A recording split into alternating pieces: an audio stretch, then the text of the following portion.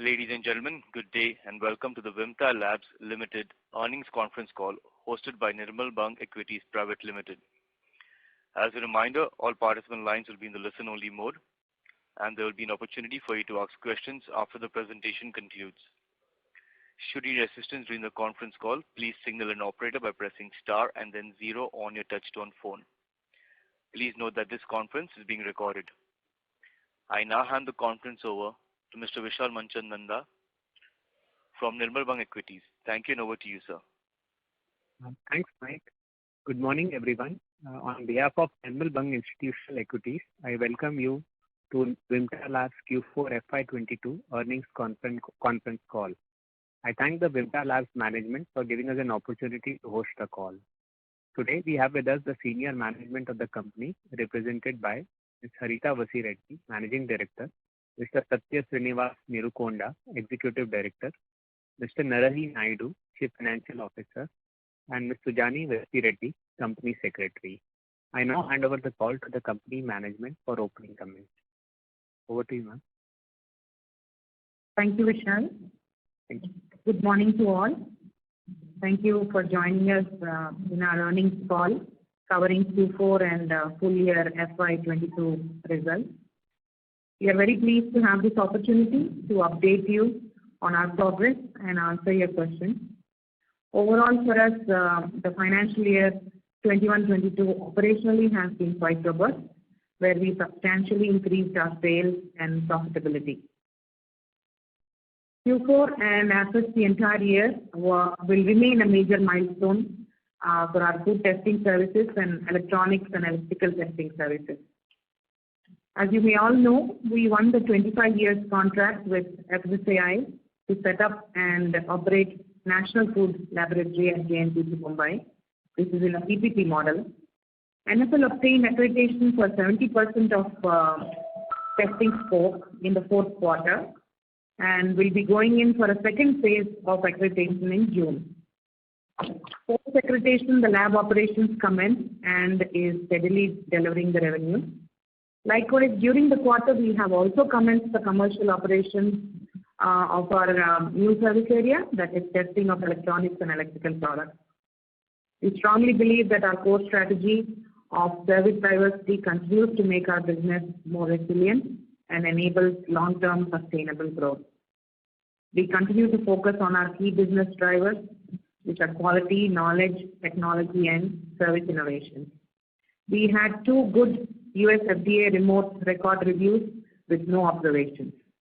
We continue to invest in expanding and upgrading our technologies to meet the service requirements. I will share a few key highlights of the quarter, and later on our CFO, Mr. Narahari, will get into a little more detail on the numbers. As I said, sequentially we have increased our revenue numbers quite well. We achieved consolidated revenue from operations of rupees 740.9 million with a growth of about 10% from the previous quarter and 23.8% over the corresponding quarter previous year. We achieved an EBITDA of rupees 234.8 million for the quarter with a growth of again 10% compared to previous quarter and a growth of about 39% compared to corresponding quarter previous year. With respect to full year performance, we achieved a consolidated revenue from operations of rupees 2,782.8 million, which is a growth of about 32% year on year. So in many ways, it turned out to be a very good year. On the operations side, most of our service vectors continue to grow steadily, which lays a good path to meet our short-term as well as long-term growth objectives. We entered the new financial year this year with higher order book. Visibility is good, and accordingly we are moving towards adding additional lab space to our existing facility at Genome Valley, Hyderabad. We are estimating to incur about 60 crores of investment for this expansion in the next 2 years. This is basically to have a facility that will augment the growth of the organization. So with this, I conclude my opening comments and request Narahari to please take over. Thank you. Thank you, Ms. Harita. Good morning, everyone. Thank you, Vishal, for organizing the call. Thank you for joining us for our Q4 and full year results conference call. We are pleased to take you through the consolidated financial performance of the company for Q4, followed by the full year ended March 2022. I will begin with the commentary on the revenue from operations. Revenue from operations for Q4 FY22 is INR 740.8 million as compared to 673.4 million in Q3 FY22. This translates to a growth of 10% sequentially and 23.8% on a YOY basis. EBITDA for the quarter grew by about 10.2% sequentially and 38.7% on a YOY basis. For the quarter, cost of materials decreased by 4.2%, which is significant compared to previous quarter, driven by higher revenue from operations. The employee benefit expense commensurate with the increase in revenue from operations. However, a positive impact of economies of scale from higher revenues were to an extent offset by higher G&A expenses, largely due to higher travel commission. And also additionally, there was an additional depreciation which was coming from capitalization of our new product line, which is electronics and electrical division. Profit before tax for the quarter is at 160.9 million, which is a growth of 54% compared to corresponding previous quarter. Moving on to full year performance.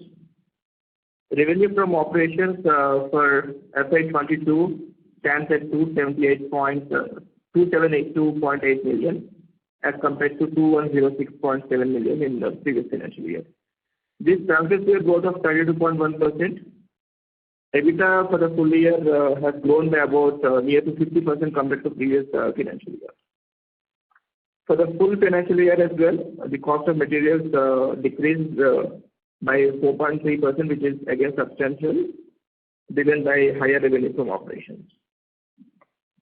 The employee benefit expense for the full year in percentage terms decreased by 1.6%, which also includes the employee compensation expense on grant of options to the tune of 29 million. The finance cost for the full year has decreased mainly due to the change in mix of products, largely due to availing of multi-currency loans, as well as significant reduction in working capital utilization during the year, which is better cash generation in the company.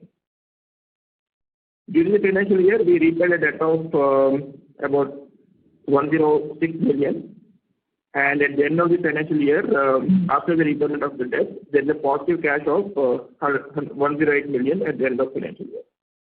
The profit before tax, after providing for exceptional item of 12.2 million, stands at 556.8 million, which is a growth of 95% compared to previous financial year.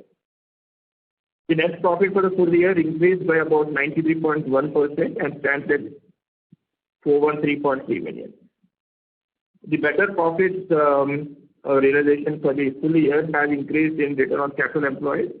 This stands at 24.72% compared to 17.56% in the previous financial year. With this brief summary, I would like to hand over back to the operator and would be happy to take any further questions. Thank you. Thank you, sir. We will now begin the question and answer session. Anyone who wishes to ask a question may press star and 1 on your touchtone telephone. If you wish to remove yourself from the question queue, you may press star and 2. Participants are requested to use handsets while asking a question. Ladies and gentlemen, we'll wait for a moment while the question queue assembles.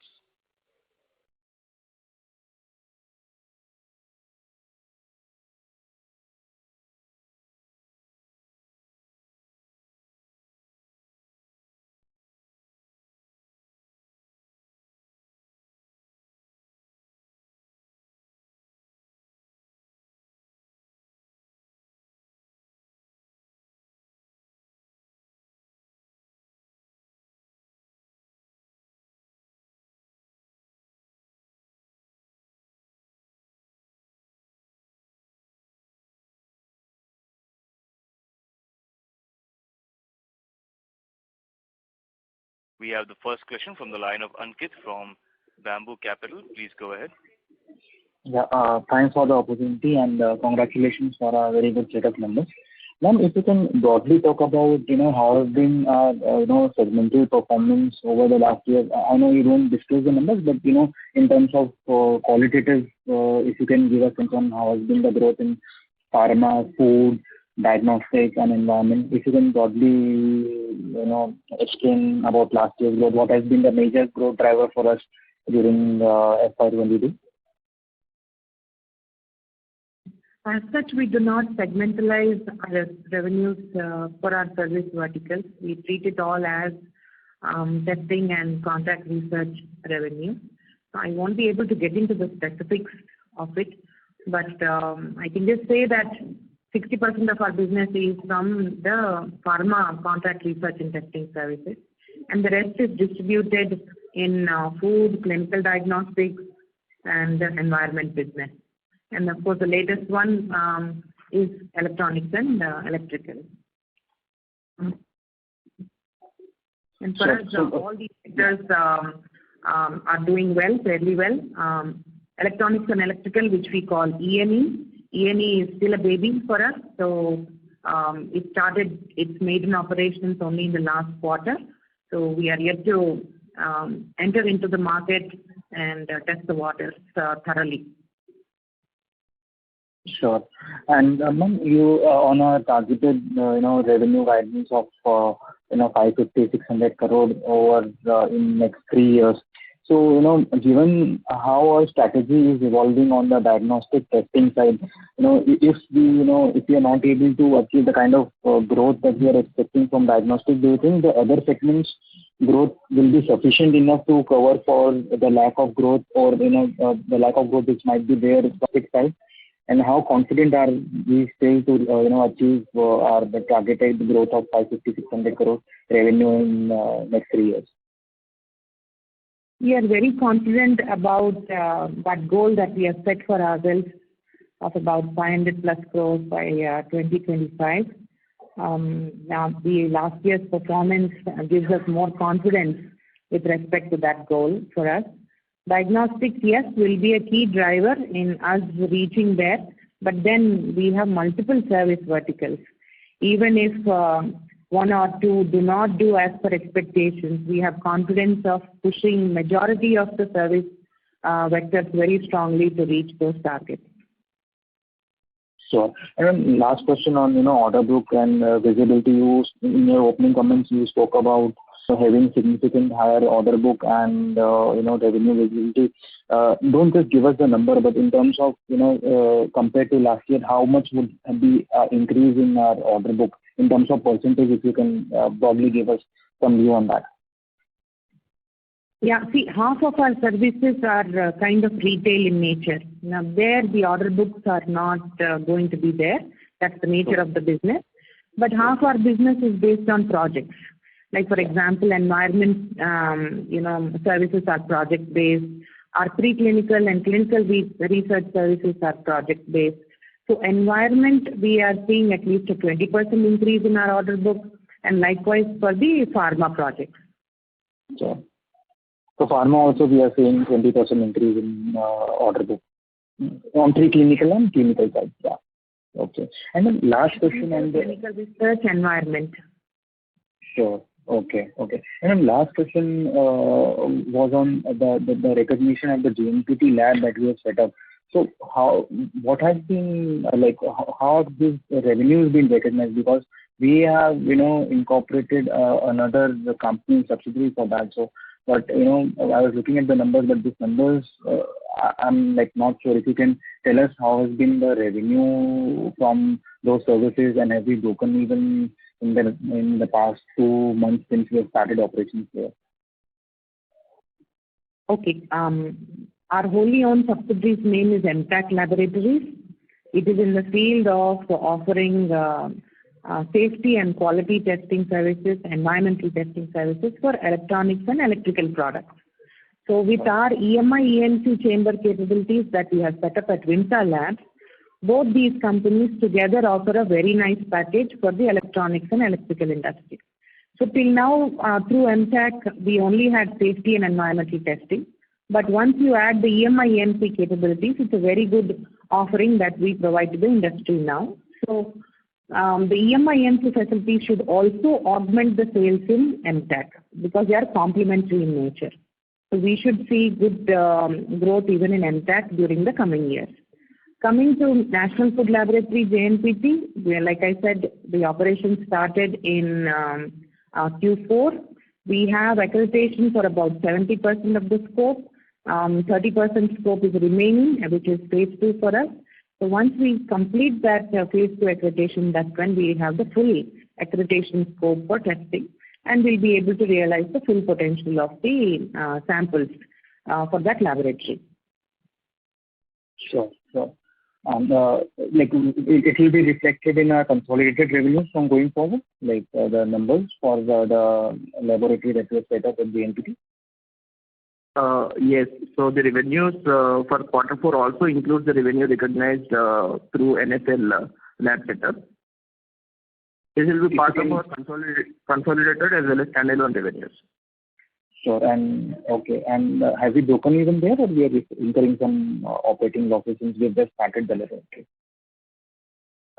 As such, we are not seeing profitability that way, but of course we will be having profits through that lab setup.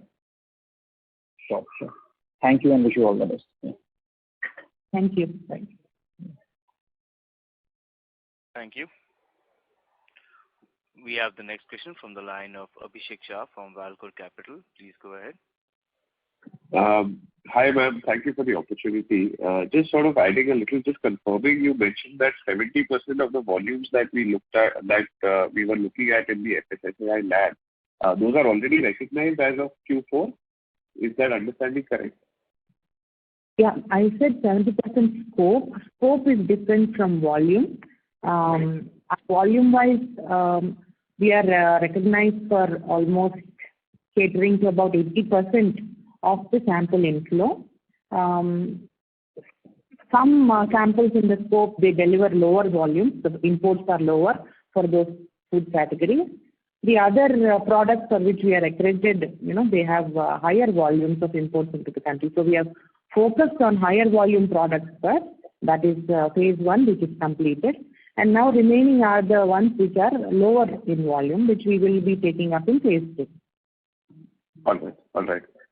Ma'am, just another data point. How many samples are we targeting for FY23 again in this field? We don't target any sample. That all depends on the imports for the country. 60% of the imports, food imports for our country happen through the JNPT port. It is public information that is available. Sometimes it is a little seasonal, so we can go and look at that information. Right. And ma'am, how many employees have we put in the FSSAI lab? There are about 50 people employed at the NFL lab as of now. Got it. Ma'am, do you expect any further ESOP costs to come in FY23? Yeah. So the entire vesting is spread across 5 years. So we expect some sort of cost to be booked in future years as well. But going forward, it may go down because the initial years will be taken a larger hit. Got it. Ma'am, one last thing was other expenses up from 9 crores to 12 crores. Can you just so does it have any one-off, or this is expected to sustain? Yeah. So this includes commission from the revenue recognized for NFL lab setup, and also there is provision for bad debts and bad debts written off during the quarter. So that is the major increase. And the quarter 4 also we have experienced higher travel of our DB team, which also slightly resulted in increased travel and communication expense. Right. So of the 12 crores, what will be the one-off? I mean, which may not be a copy paste for the coming quarter? This could be a recurring scenario, but may not be at the same wavelength because bad debt is something we periodically evaluate and take a call based on its recoverability. So we will not be able to exactly say this is a one-off item. Got it. Got it. Lastly, ma'am, just a suggestion. I think we missed the Concall last time, and the presentation. It really helps investors gain some comfort if at least there is a quarterly Concall. I'm sure 1 hour a quarter is not an issue for you. I would really appreciate if that consistency is maintained for investors. This acts as a support system for us while being invested in this company for the next 4-5 years. That's just a suggestion from my side. Thank you. We will be putting up our investor presentation on the website next week, and we will try and update it with every quarter results as we go forward. All right. And also the request of the Concall that we can keep a consistency every quarter. I think last year we skipped it during the AGM quarter as well. Just a request from our side. Yeah, our plan is to do this once in 6 months because we also noticed that there's not much to share within just a 3 month period, which is very short period. If there is some good news, exciting news, then we are always happy to actually come and share it with you. But the plan is now to do it at least once in 6 months, and as such we have an AGM connect, so that makes it about 3 times in a year, which we thought is sufficient. All right. So it will be every 6 months as such, plus the AGM, and depending if there is any other views that you want to share. Fair enough, then. Thank you so much. That's all from my side. Welcome. Thank you. We have the next question from the line of Kapil, who is an individual investor. Please go ahead. Good morning, everyone. Thanks for the opportunity, ma'am. I have 2 questions about the business. One is, government is working on this health star rating on the packaged food. So does Vimta see any business opportunity in this and the size of business opportunity? I'm sorry, I didn't get the name of the initiative that you mentioned. Please repeat. This health star rating on the packaged food, right? So government is saying that health star rating is mandatory on all packaged food. So does Vimta has any role to play in that, in the testing? We do offer packaged material testing. It is done mostly quite rigorously on the pharma side. Food industry is slowly beginning to do it. And you are right, if there is a regulation that is coming in, of course the regulation push is a little slow in the food industry. But if there is a regulation, then we will automatically see an increase in testing requirements around it. Okay, thanks. Good to know. And second question is regarding EMIMC business, which is recently opened. So are we already generating revenue from that? And if it is going to have a good revenue, is Vimta planning to expand this business to other cities like Bangalore, Chennai, Delhi, where most of the hardware is made? Yes, our revenues have started in Q4. And yes, we also have plans to expand these services into other cities going forward. Like you rightly mentioned, Pune and Bangalore would be one of the next best options to consider when we think of expanding into other locations. Okay. And ma'am, just one last question. How much as a percentage of total revenue we are expecting from electronic testing business in next 2-3 years? Is it going to be 30%, 10%, or what revenue does Vimta see from this electronic testing business improving? I'm sorry, I won't be able to share that number. Like I always say, we do not segmentalize our revenue. So we will not be able to give that kind of bifurcation. Okay, thanks for all the answers, ma'am. This was very helpful. Welcome. Thank you. We have the next question from the line of Sunil Kothari from Unique PMS. Please go ahead. Positive. Congratulations, ma'am, and really good set of number in the challenging time. Ma'am, my request is to have some really detailed presentation on our company's capability and ability to make investors understand what exactly we are doing and how and what scope we have. That will be really helpful. I think you are promising since long that we'll be updating and putting a presentation. So just how you confirm those things. So I'm sure it will be very useful for us as an investor. My question is, you have some objective to reach some revenue by 2025. This 60 crore investment will be enough to reach there, or will it require some more? As of now, this is the investment that we see in terms of facility expansion. Okay, this is mostly again to augment the growth of our pharma sector, where we have seen very nice encouragement from the industry during the last few years. So this is mostly for that. So as such, as the business grows, we will have to keep on adding capacities. We will have to keep on adding the knowledge base in the company in terms of manpower. So those investments will continue. We will not be able to reach the 500 plus crore target with the existing resources, obviously. Right. Current year and next year, we are planning to invest around 60 crore. Yes, this is for a new building setup. Right. And any other capex, ma'am? CapEx we anyways take up on a year-to-year basis, looking at our prospects for the upcoming year and the regulations that keep coming into the market. So can you say the current year capex number for 22-23? We have planned approximately about 50 to 60 crores. 50 to 60, great. And ma'am, last question is, what is your major priority and focus area which you would like to, as a management, focus on to make this growth and this the opportunity which is visible and feasible to make, exploit those fully, and what is your focus area which you would like to give a thrust and to overcome any hurdles?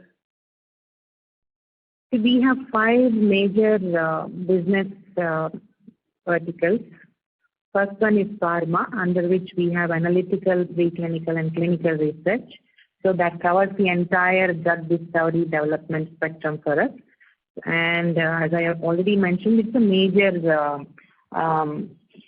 component of our overall revenue. So that will remain to be our focus area and trust area. Second one is our food business. We have done very good investments during the period of 2014 to 16. So we will be driving that business aggressively as we have done so far. So that will also remain our focus area. Clinical diagnostics, until very recently, we were primarily content with what we were doing in just these 2 states of Telangana and Andhra Pradesh, and a little bit of business in Uttar Pradesh, but we decided we want to go expand our geographic reach here and also convert our business, which is majorly a B2B, into a B2C kind of business. So there we have started our expansion plans. We are testing out our various models in the market. So that will also remain our focus here for upcoming focused service for the upcoming year. E&D we just started, so obviously we will put a lot of focus and effort behind this. The fourth one remains environment. It is not a very large component of our business. The growth prospects are not as high as in all the other sectors. So that one segment alone, I would say that we do not see any big numbers happening there. But even in that business, we have expanded our reach and set up satellite offices in Delhi and Kolkata. So that is also yielding us good returns in environmental testing. Ma'am, this B2C experience of laboratory testing diagnosis, how competitive about the success? Your voice was getting broken. Can you please repeat? Yeah, ma'am, regarding this B2C diagnostic laboratory business, how is your experience about the competition? What's your gut feel about success, major success? Yeah, so B2C, our first steps, baby steps that we have taken is in Hyderabad location. So here our brand is known. So there is a good acceptance in most of our B2C centers that we have opened up. But in newer areas, we have not put too many. We have put one in Varanasi. That we are not seeing, our experience is not great there. So we realized that we have to do a lot more marketing before we really open up more B2C centers. Okay. Great, ma'am. Thanks a lot and wish you good luck. Thank you. Thank you. We have the next question from the line of VP Rajesh from Banyan Capital. Please go ahead. Yeah, hi. Good morning. Am I audible? Yes, we can hear you. Okay, wonderful. Congratulations on a great set of numbers, ma'am. And just wanted to hear your comments on the diagnostic business. If you can just give a sense of how it performed in fiscal year 22 qualitatively, and just see, what you are thinking about it in the next financial year. Thank you. Diagnostics, we were actually expecting it to perform better, so it really didn't perform to the level of our expectations. But having said that, we have gone into new territories, that is in Delhi and in Kolkata. So there it is going to take a little more time. We have very strong players in that market. So our efforts are sincere. Our efforts are, aimed at getting more penetration into the market. We feel this will take a little more time. Okay. And in terms of capacity utilization, what is it looking like for you in that business? Our Delhi and Kolkata labs capacity utilization is only probably around 30-40%, but again capacity is quite elastic. Now we have only deployed low volume instrumentation there. The moment our volumes scale up, we will be able to quickly replace them with high volume instrumentation. Okay. And what is it in Hyderabad? No. At Hyderabad, it's a central lab. Capacity utilization is steady. It remains around 75 to 80%. But I was mostly talking about the new regional labs that we have set up in Kolkata and Delhi. Right. No, I understood that. Thank you so much for those comments. Appreciate it. Welcome. Thank you. We have the next question from the line of Nagesh Rajanna from NR Family Office. Please go ahead. Yeah, hi. Very, very good morning once again to all of you, and congratulations on an outstanding performance. In fact, every KPI, right from revenue to bottom line, everything seems to be looking extremely good. My questions are two. Such an outstanding performance, is it sustainable for the coming years? Is one question. The second is, what drove such outstanding performance in FY22? First of all, thank you. Thank you for that nice encouragement. Yes, we are also very pleased with our performance in this year, and we believe in sustainability. Therefore, we focus on all the parameters that, first of all, make us stronger inward, and we believe this inward strength radiates into outward strength in the market. So we continue our focus on our quality systems. We continue investing in new technologies. We continue to have a very close nose to the ground in the market, just to get a feel of where the trends are moving. And so far, we have remained a first mover in terms of new services that we are able to very quickly get to the market and get the first mover advantage. So I have no doubt that the growth that we are experiencing now will continue in the coming years, unless of course the market situation suddenly change and challenges come up. And it's not unknown. I mean, it's not as if these things won't happen for us, but our multi-basket of services makes us very resilient. Our experience during the COVID years itself validates the multi-basket business model that we have. So we are very confident on our growth strategy that we have set for ourselves. So happy to hear that. In fact, I at some point of time was one of the customers for you as part of PepsiCo. I used to be one of the leaders in PepsiCo who would actually interact, with your setup. Very happy to hear that. But what about the margins? I think your margin has substantially grown. Would you see that margin level sustaining in the coming years? Margins should sustain because as the volumes go up, margins should get better. But again, margins quarter on quarter might vary with the mix in the services that were pushed in that quarter. Food for us is a seasonal business. The margins in food will not be as high as what you would normally see in pharma. So there will be slight fluctuation, but I strongly believe that we are at a margin range that is that we can aim even for the upcoming years and achieve. Awesome. Happy to hear that. One last question. I don't see enough cash in your balance sheet, but however, you do have a certain capex plan. So where and how would you fund the capex?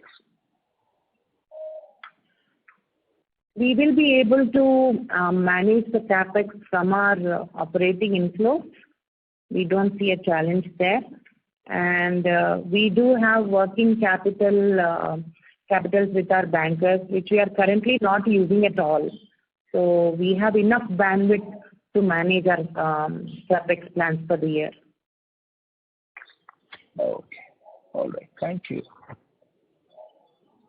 Welcome. Thank you.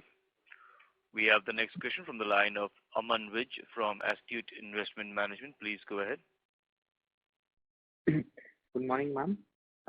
My first set of questions are on the pharma business. So, on the preclinical side first, if you can talk about briefly, like you had explained nicely last time, what is the current market size in India and what is the growth looking like for the industry? Are there any significant changes in the dynamics of requirements of such studies? If you can talk about the same, as well as who are the top 3 players in India in this?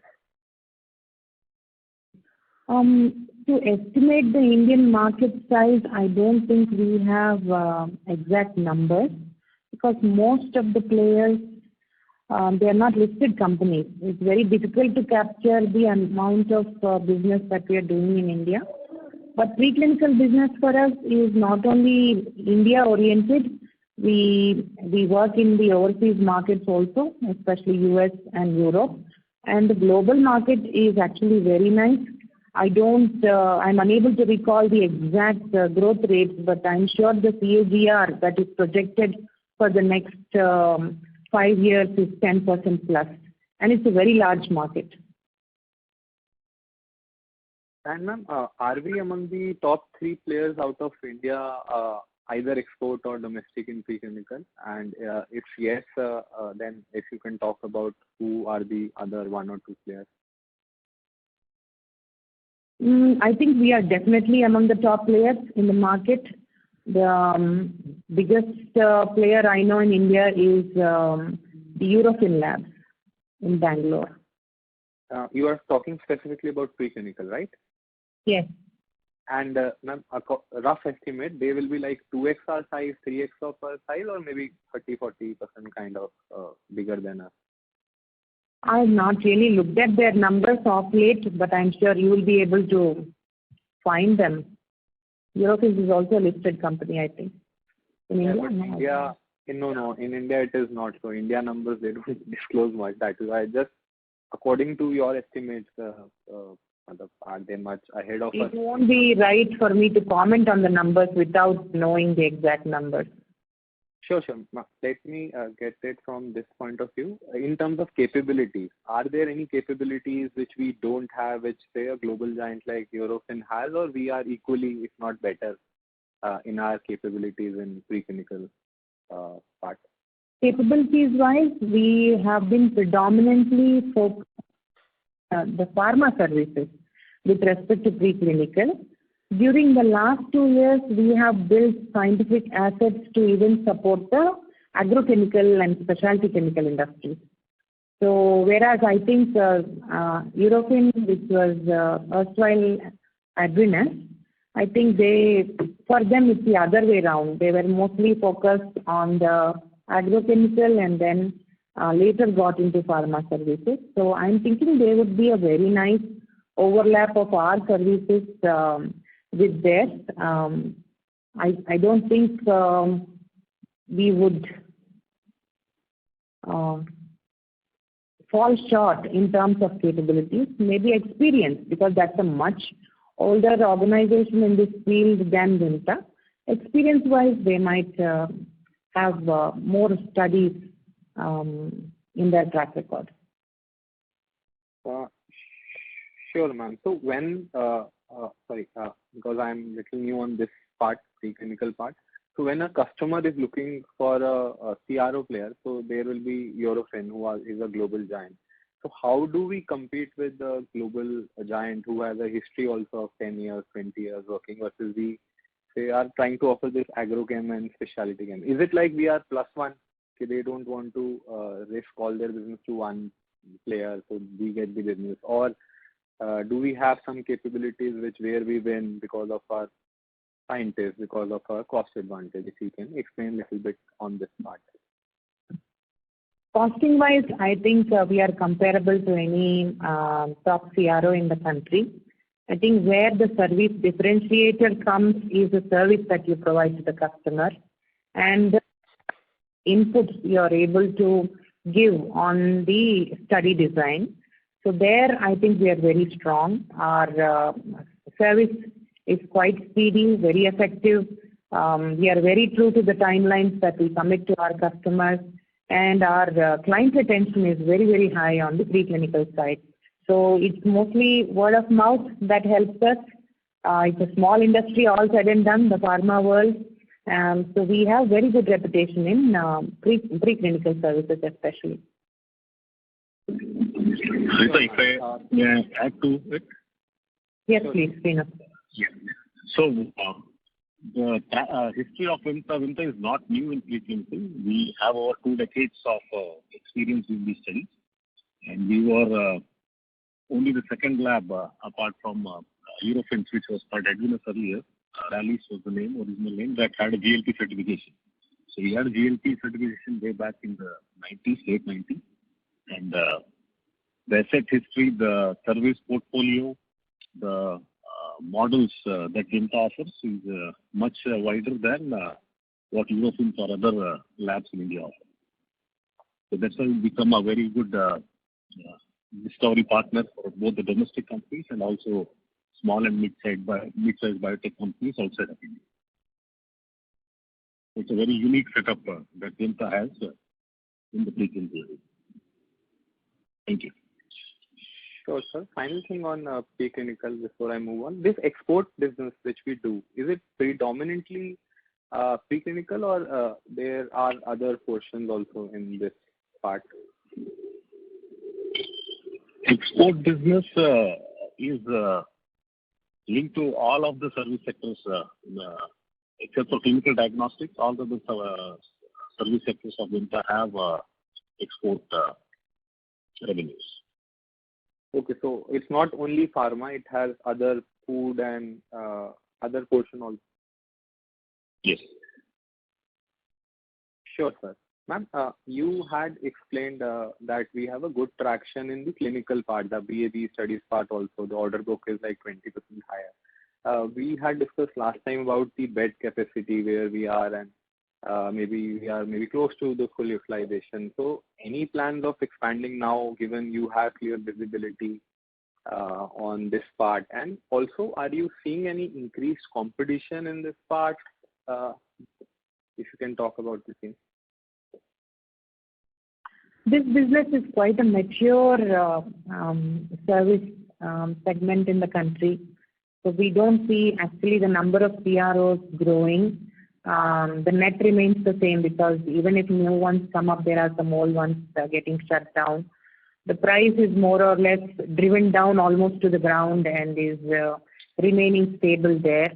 So as of now, coming to your question, we do not have any plans of expanding the capacities here. We still think that the capacities that we have will take us through for at least this year and the next year. But if suddenly we see very strong rise in our pipelines, then of course we will be able to react quickly and add to the capacity. Mm-hmm. And ma'am, you had explained that we are in touch with a couple of customers on the clinical trials, the PAP part, the cytokinosis or something like that you had explained. But I think because of COVID or other reasons, that has still not fructified. So any visibility on that term you have, maybe by H1 or by Q1, Q2, we will finally have such orders? Our clients have actually not moved on those projects yet. So we are continuously in touch with them as and when they are able to, prioritize those projects. That's when these things will move. So as of now, it is status quo for us. We can't target any other client meanwhile, because if their project is stuck, we can still try to build capabilities by targeting your clients. It's always very difficult to win the first project in any new, service line. And for us, clinical, these are the first we had. So once we are able to deliver this and demonstrate that we are doing a good job in it, it's not very easy to go into the market and get more projects. So our efforts are anyways there, as you rightly put up. We continue to try, but getting those first opportunities. We got an opportunity, especially because it was COVID. Maybe the other players who couldn't, who would normally take up such projects, couldn't, deliver those. So they came to us, and for us it was the same situation. So the projects continue to be in a back burner for these customers, and we'll keep pushing. Sure, ma'am. Coming to the food side, if you can explain the non-NFL part of the business, which we have been doing for last couple of years, not including the JNPT lab I'm talking about. Is there a sudden change in the industry dynamics? Because I think this year we did quite well in this. I may be wrong, if you can correct me on that part. And if you can explain, do we see very strong growth in excluding JNPT part also? Yeah, food business has been growing for us steadily. The growth rate is quite good year on year. Despite a challenging, early Q2 and also the previous year where food business was quite affected for us because of the pandemic situation, our food business steadily grew. Now coming to, its future growth prospects, I believe that the growth rates that we are experiencing will continue, but here we are talking about growth, those growth rates on a bigger size numbers. So if you look at the absolute growth numbers, then I think we are going to experience bigger absolute numbers in the coming years. Sure, ma'am. On the JNPT part, if you can explain, we had, say, rough targets of, I think the numbers that was mentioned was 1 lakh for 3-year samples. So that is approximately, say, 30,000 or samples a month, a year, or say 3,000-4,000 samples kind of run rate. So are we, is this the peak utilization only we can get, or because I think our capacities are maybe 3x of this number. So any ways we can maybe use this facility to do other food testing, or do you think the traction from import itself is strong enough to scale this number much ahead than the historical track record? Now coming to NFL volume, we have to understand FSSAI. FSSAI distributes the samples through its own mechanism to all the labs in the region that support the import sample testing. Now, FSSAI has come up with its own food laboratory in Mumbai, which is the PPP that we have entered into with them. So the objective is to do majority of the sample testings at NFL. But there will still be some samples that will go into the market because those laboratories survive based mostly on these samples only. So I think the government is trying to take a very balanced view, especially in these early years, so as to not cause any great disruption for the existing businesses there. They are trying to walk that fine line. Now, how they will fine-tune that balance going forward is actually information that we don't know. They are not going to obviously share those things with us. So it's basically dependent on how FSSAI will move those samples into their own lab, NSL lab, in the coming years. So we have to experience it. Even I have to experience those things, and I think we will take a year to really understand the mind of the regulator. Yeah, that part you have explained very well. But meanwhile, aren't we allowed by the contract to use this facility because the people are there? The business opportunity, I think, in India is there. Can't we utilize the same lab till the time the government figures out all those things to do other food testing for, I don't know, maybe export also, maybe some other kind of food material, if you can talk about this thing. We are allowed to do other samples there, but the lab is mostly designed to handle high volume of samples. So one-off samples like what we normally, have in our other 7 laboratories, there we will not be able to get efficiencies to deliver those small size sample sets. That's one thing. So if we are able to hit some large volume samples in that region, we will definitely take those up at the NSL lab. Sure, ma'am. On the accounting part, so sir was explaining the portion of the government take, is it included in other expense, or when we will record the revenue, we'll net it off and then record it? How will it work?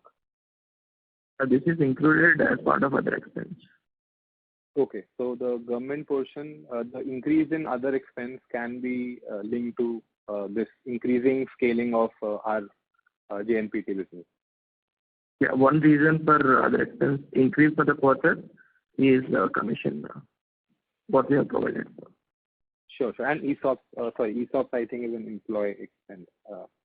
Ma'am, finally on the electronics business, ma'am, if you can briefly talk about, are we targeting only a particular sector like defense, and if there is an opportunity to target others also, what is the feedback as of now? Yes, it's very early days, but the typical order size will be in lakhs, or will it be in crores also? My point is, do we require, say, 100 customers to eventually fully utilize our capacity, or even 10, 15, 20 customers should be enough over a period of time? That's a very nice question. First, I'll just part about what industries we'll target. So Hyderabad is a hub for defense component manufacturers, because there are defense government institutes here. So there is a very nice ecosystem of suppliers in Hyderabad. So that will be our target number one. Coming to the size of the projects, they can be mostly in lakhs, but it would be great to have customers in the size of crores. It is quite possible to have, such a customer, provided we become a strategic partner for one of the MNCs for their R&D projects in India. So both are possible, but typically I would say the probability is more on having project sizes which are in lakhs.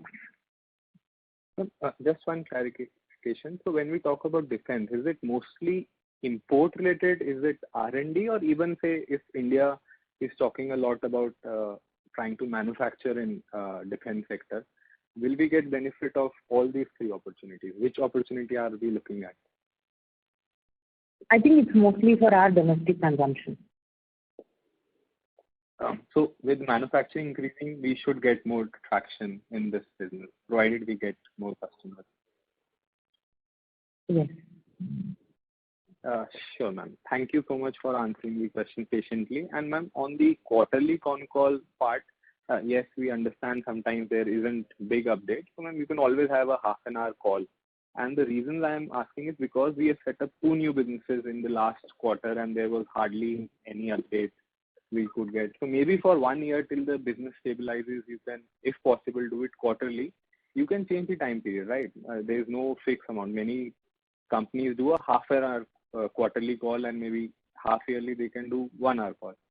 Because there's a lot of moving parts in our business. We are also testing water. So the only way we can get updates is through such con call. And in worst case, if you can't do con call, at least have a quarterly presentation upload so that we can get a idea about updates that has happened in the quarter. We will definitely put up a presentation that is updated every quarter. On the calls, your input is well taken. We will definitely consider it. Sure, ma'am. Thank you so much and good luck. Thank you. Thank you. We have the next question from the line of Philip, who is an individual investor. Please go ahead. Yeah, thank you for the opportunity and congratulations for a very good set of numbers. My question was, in I think last con call, you had said that there were logistical issues regarding our exports business in terms of engaging the client as well as client sending samples, etc. My question is, are we on track now? The COVID years are over, and can you give me some color on the export business, how it is shaping up, what kind of proportion of our revenue comes from exports? I think that reference was mostly made in connection to the import of animals. We import animals for our preclinical studies. So those things have now, come back to normal state. No issue there. There was a little challenge in getting timely standards as well, which we mostly import. So that is also no longer a concern. Coming to export business, China should have actually, been better for us by now, but during these last 2 years, that's a market that we could not access and therefore could not grow. Okay. So is export a substantial portion of our revenue going forward? Is it going to be? Historically, it's been around 27 to 30% for us. It is our constant endeavor to make these numbers higher.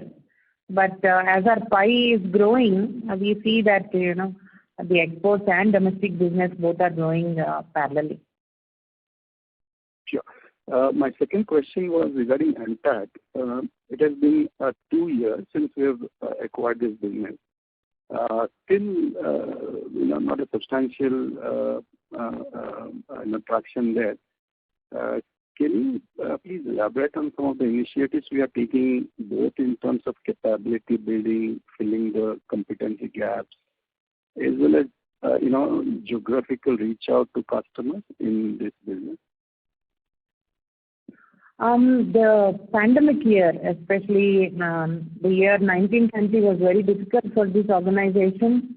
They couldn't reach out to the customers, so we couldn't actually push any new business coming in. But what we have done during periods is look at our scope of services, did a little more analysis of fitment to the market need. We went ahead and expanded our scope, added a few more tests and a few products to the scope. So that way we have strengthened our capabilities. But going out into the market, it's been difficult. I mean, we were able to, we had the customers, but most of the customers were not really operating. So that issue was there. But this year, we hope we will be able to push these services nicely, especially because of the complementary MIMC capabilities that we have at Vimta. Yeah. Okay. Thank you. That's all from my side. Thank you. Welcome. Thank you. We have the next question from the line of Tony Desai from Total Capital. Please go ahead. Hi, good afternoon, ma'am. So, ma'am, 2 questions. A lot of questions have been answered. So the first question is that our aspiration of reaching in 500 crore plus number. I mean, in that, whatever numbers or calculations that you have internally, is diagnostic a very significant part? And I'm asking this question because we are still tasting waters, trying out a lot of things on the business model side. So if it doesn't work out the way we expect, do we see significant change in our numbers or aspirations for FY25? As of now, diagnostics is a significant portion there, but if that doesn't work out for us, and I'm not really thinking in those lines yet, if that doesn't work out for us, then we will come up with plan B. Okay. So there is a plan B to, you have other considerations which can still take you to 500 crore.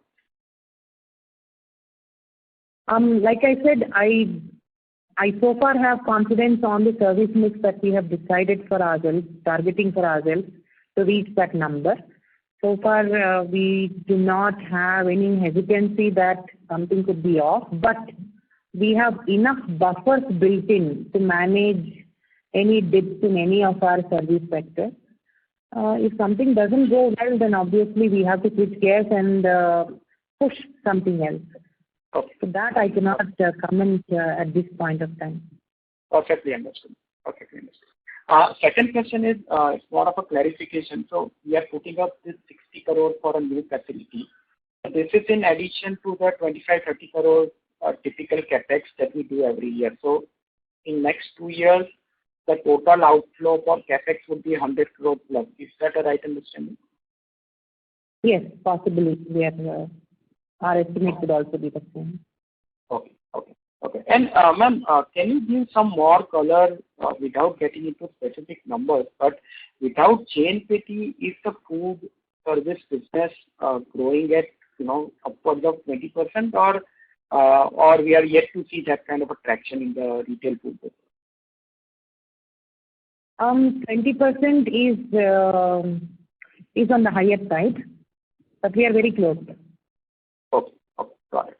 And ma'am, last question is that, I think from all our interaction, one thing that is quite clear is that we have, whenever we are an early mover for the first 2-3 years, we get an opportunity to get good pricing, which helps us in margin. But as other players enter and as we scale up volumes, the pricing, we need to revise pricing downwards in many of our areas. So in that context, what gives you a confidence that we will be able to maintain this 29-30% kind of a margin? We were expecting some price compression on the pharma analytical side, but we have been able to counter the price reduction with very good increase in volumes, thereby maintaining our margins. Okay. So is it a right understanding that essentially what we are betting on is the operating leverage playing out with higher volumes and kind of sustaining the margins in spite of price decrease? Yes. Okay. Got it. Thanks. That's it from me. Welcome. Thank you. We have the next question from the line of Dixit Doshi from Whitestone Financial Advisors. Please go ahead. Yeah, thanks for the opportunity. Can you hear me? Yes, we can hear you. Yes. Yeah. So, firstly, clarification. You mentioned that whatever volumes of import comes at JNPT, FSSI distribute the volume to the many labs. So, in the RFP, the volume was mentioned that 3,000 samples per month. That is for this lab, right? They have given an indication of volume, but there is no commitment to the lab. Okay. Yeah, but let's say pre-COVID, this lab was handling 3,000 samples a month. Sorry, I didn't understand. Can you please repeat? So I'm not asking for the future commitments by the FSSI. But prior to the COVID, this lab was doing around 3,000 samples a month. That is a fair understanding? No. FSSAI did not have any lab of its own. It was sending samples to private labs. Okay. So this 3,000 samples a month mentioned in the RFP, what was that? That's the volume that is experienced from the imports. That's the existing volume. That's the market for import sample testing. Okay. My second question is in the diagnostic center. How much is currently? How many centers we have currently? Diagnostic business. We have 9 locations. The largest is in Hyderabad, and then we have a substantial menu at Kolkata and Delhi. Rest of places we have a much smaller menu. So totally 9 locations. Okay, and I know you don't share the percentage what we have committed to FSSAI. But is it fair to assume that it will be more or less near to the Ghaziabad, or it will be substantially higher than that? Ghaziabad and JNPT lab are not comparable business models. Okay, fine. That's it from my side. Thank you. We have the next question from the line of Nitesh Jain, who is an individual investor. Please go ahead. Yes, congratulations on the amazing set of numbers. So just a few questions. While you don't give the revenue breakup for your different verticals, could you at least tell in the March quarter, right? So what the number of samples that got tested at JNPT? I'm sorry, your voice was not at all clear. Okay. While you do not give the revenue breakup, can you give the number of samples that got tested in JNPT for the March quarter? No, we will not be able to share that information. Okay, and at least on the pharma side of the segment, right? You said we are doing very good. So was there a good revenue jump from the December quarter to the March quarter? Are we seeing traction quarter on quarter? Your voice is not clear. On the pharma, Mr. Nitesh Jain, I would request you to go off the speakerphone and come on the mic because your voice is not very clear. This is on the numbers. Okay, anyway. On the pharma side of the business, right? You said you're seeing a very good traction in order flow also. So are we seeing a great increase in the business from the December quarter to the March quarter? What I want to ask is there a quarter-on-quarter increase in the growth that we're seeing? Yes, there was an increase. Okay. Is it not possible to tell the number how much will be increased? Everything increased? No, that is very competitive sensitive information. Okay. And on the FDA front, you said that you got 2 approvals, right? And 2 inspections when they got done. So does that substantially help us in our exports this year? They are not called approvals. The approvals are given to our customers for the applications they file with US FDA. So for us, we just go through such reviews or audits, and the expectation is we perform well, and because from there comes the customer confidence in us to work more with us. Okay. Thank you. That's all from me. Thank you. Welcome. Thank you. We have the next question from the line of Yogansh Jeswani from Mittal Analytics. Please go ahead. Hi, thanks for the opportunity and congratulations on a good set of numbers. Most of the questions have been answered, but few follow-ups I have. So, ma'am, in the beginning of the call, you mentioned about having a significant order book compared to what we have had so far. So, and if you look at the margin profile that we have logged for last 3-4 quarters, that has improved considerably from 20-22% to 28 and above 30%. So this order book that we have, do we have margins in this built up which are in line with this 28-30% range, or do we see some dip there? We don't anticipate any dip. As of now, no.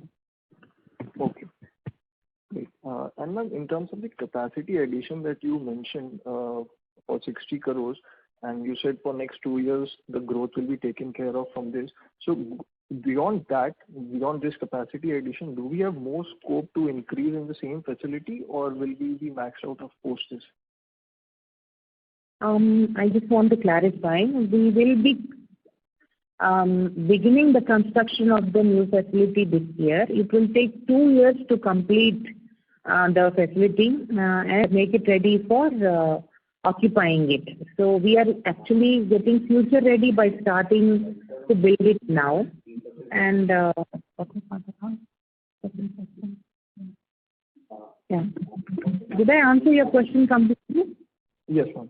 That was helpful. Ma'am, next thing would be on the intact investment that we have done. So how much more investments do we need in this subsidiary? Any numbers that you could share? They might have a capex investment of about 70 lakhs to 1 crore during the year.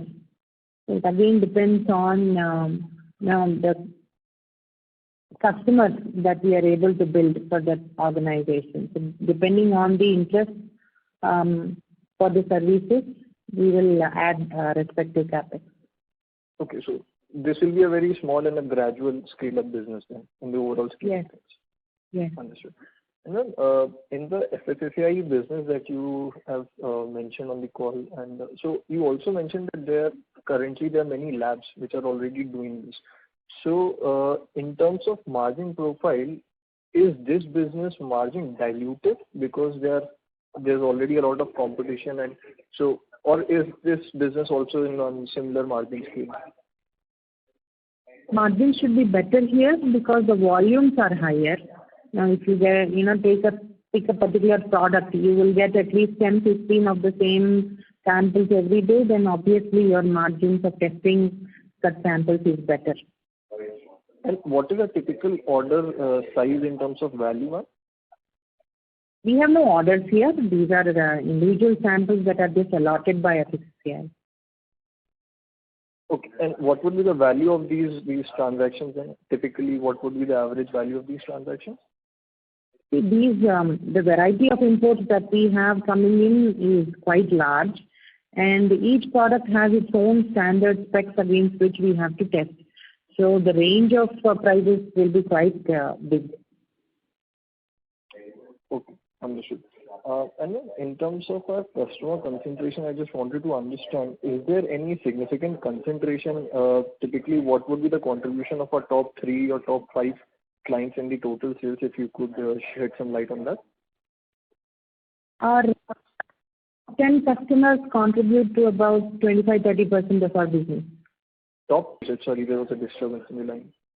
Yeah, top 10. 25 to 30%. Okay. Yeah. Thank you, that's it from my side. Thank you. That was the last question. I now hand it over to the management for closing comments. Thank you. I thank everybody for their wonderful questions. We look forward to again connecting with you maybe in the AGM. So until then, goodbye and have a nice day. Thank you. Thank you. On behalf of Nirmal Bang Equities, that concludes this conference. Thank you for joining us, and you may now disconnect your lines.